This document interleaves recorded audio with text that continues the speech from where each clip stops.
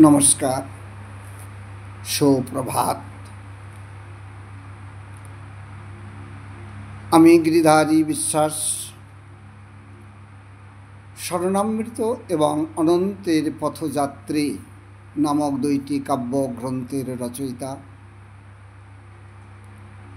এই মুহূর্তে আমি আপনাদের সামনে যে কবিতাটি আবৃত্তি করে শোনাতে চেয়েছি সে হল স্মরণামৃতে উল্লেখিত 34 নম্বর কবিতা, আমার মা নয় দেবী সারদা সাধী। এই আমার মা নয় দেবী সারদা সাধী কথাটি লেখার জন্যে আমাকে কোনো না কোনো এক জায়গায় মনকে নিয়ে কলমবদ্ধ করতে উদ্যক্ত হয়েছিলাম। সন্তানের কাছে পিতা মাতা পরম আরাধ্যের, সন্তানের কাছে পিতা মাতা ঈশ্বরের থেকেও কোনো অংশে বড় ছাড়া ছোট নয়। পিতা মাতা আছে, পিতা মাতা ছিল, তাই আমাদের এই ধত্রীতলে সুন্দর সৌন্দর্যমণ্ডিত এই পৃথিবীর বুকে আমরা আসতে পেরেছিলাম। এই কথাটা স্মরণ রেখে, এই কথাটা মনন করে জীবনের প্রথম থেকেই পিতামাতার প্রতি যে একনিষ্ঠ ভক্তি, এ আমাদের মনের মাঝে প্রত্যেকের জাগ্রত হওয়া দরকার। সন্তানের কাছে পিতামাতাই যে পরম আরাধ্য, এ তো কথাকে মনে প্রাণে স্বীকার করা প্রত্যেকটি সন্তানেরই কর্তব্য। পিতামাতাকে ঠিক সেই ভক্তির আসনে রেখে তাকে শ্রদ্ধা জানানো, পূজা করা প্রত্যেকটা সন্তানের নৈতিক দায়িত্ব এবং কর্তব্য।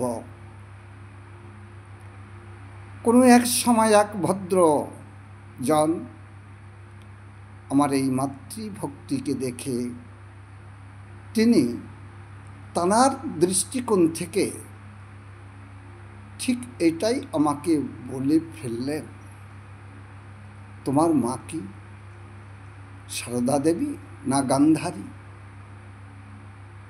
যে তাকে আসনে রেখে পূজা করো? আমি তার কথার জবাব সবেমাত্র চোখের চাওয়ার মধ্য দিয়েই দিয়েছিলাম। তিনি বুঝতে পেরেছিলেন, তিনি কথা আগে না বাড়িয়ে চুপ হয়ে গেলেন। আমি আমার যে মাতৃভক্তি, আমার যে পিতৃভক্তির রূপ দিতে গিয়ে এই কবিতা লিখতে শুরু করলাম আর লিখে তাকেই শুনিয়ে দিলাম অল্প সময়ের মধ্যে। তো এমনিভাবে প্রতিটি সন্তান যদি তার মাকে মায়ের জায়গায় দেখে, প্রতিটি সন্তান যদি তার মাকে মাতৃমন্দিরে না রেখে হৃদয় মন্দিরে তাকে অর্চনা করে, তাহলে কোনো মায়ের দুঃখ থাকবে না। কিন্তু আমরা মাকে মার জায়গায় না দেখে এই সংসার জীবনে দেখেছি মাকে আমরা এক অন্য দৃষ্টিকোণ থেকে দেখতে শুরু করি, যার জন্য আজ সমাজে প্রতিটি মা দুঃখী। তাদের জীবদ্দশাতে, তাদের জীবনের কোনো এক পর্যায়ে এসে প্রতিটি মা কোনো না কোনো জায়গায় মানসিকভাবে প্রতারিত হয়, প্রতারিতা হয়, বাবার ক্ষেত্রেও তাই। তা আমি এই কবিতার মধ্য দিয়ে মাতৃ